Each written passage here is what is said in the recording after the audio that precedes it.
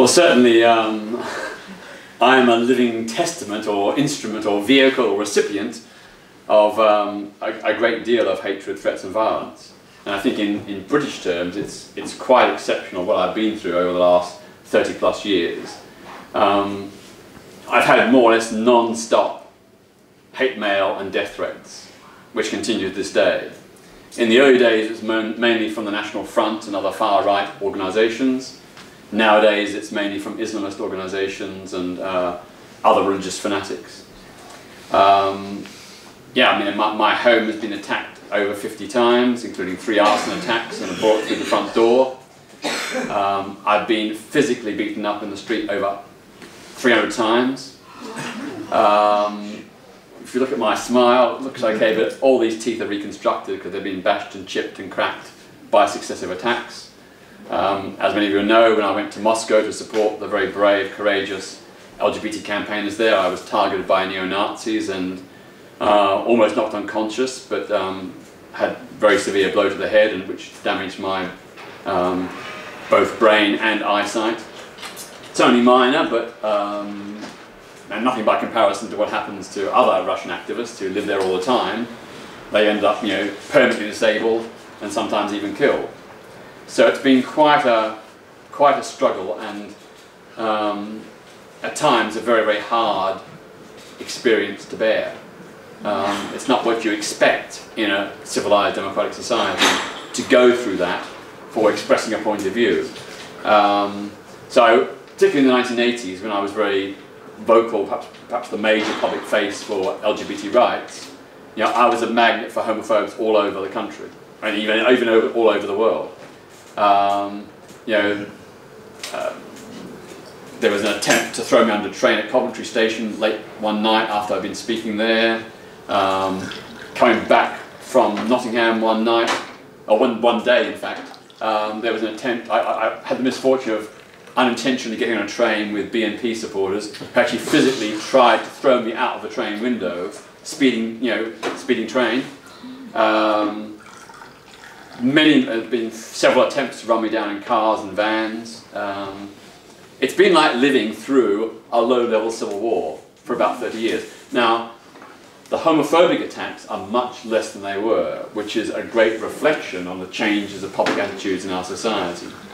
So in many ways, I was or have been or are a barometer of social homophobia. The fact that the scale of violence is not so great is indicative of how public attitudes have changed.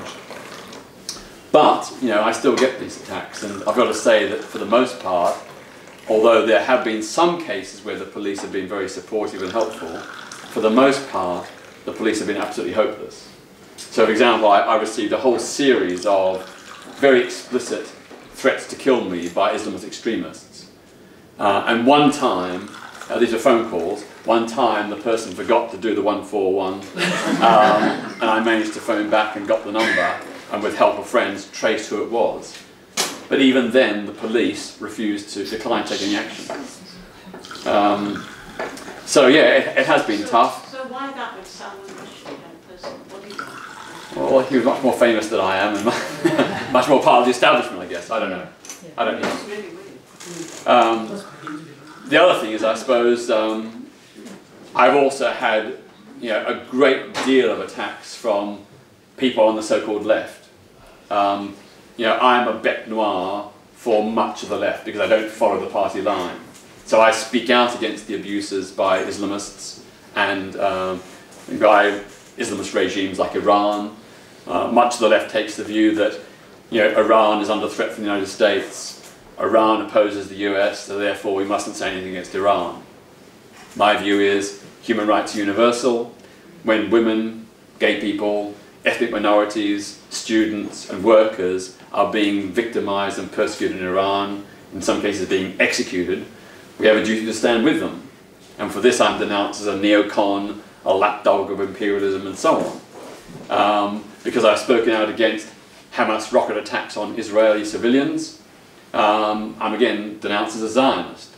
On the other hand, if I speak out against Israel's indiscriminate attacks on civilians, the other side denounces me as well. So, whatever. It's tough, but you know, by comparison to many human rights campaigners, I think I've got away pretty light. You know, if you're in Russia, Iran, Uganda, you could easily end up dead. You know, I've never been imprisoned, I've never been tortured, I've never suffered really serious violent attacks.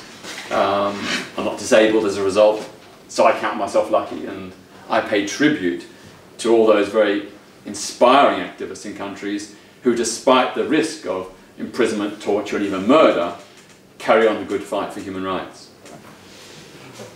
I think it's quite a cup of tea after all.